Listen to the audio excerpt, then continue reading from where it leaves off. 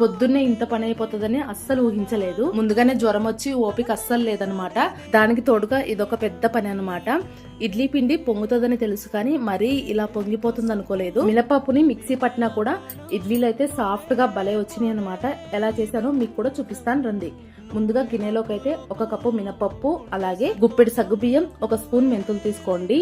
అలాగే ఇంకొక గిన్నెలోకి 2.5 కప్పు ఇడ్లీ రవ్వ తీసుకోవాలి. ఇప్పుడు రెండింటిని శుభ్రంగా కడిగేసి 5 గంటల పాటు నానబెట్టుకోవాలి. ఆ తర్వాత మినపప్పును మెత్తగా మిక్సీ పట్టేసుకొని నానబెట్టుకున్న ఇడ్లీ రవ్వని గట్టిగా పిండి మినపప్పు పిండిలో వేసి మొత్తం అంతా బాగా కలిపేసి నైట్ మొత్తం పులవనివ్వాలి. ఉదయానికల్లా పిండి మొత్తం ఇలా పొంగుతుంది.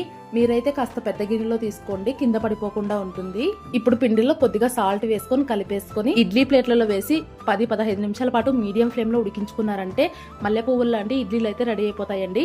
చూస్తున్నారు కదా ఎంత సాఫ్ట్ గా ఉన్నాయో. ట్రై చేయండి. అలాగే వీడియో నచ్చినట్లయితే లైక్ చేసి సబ్స్క్రైబ్ చేసుకోండి.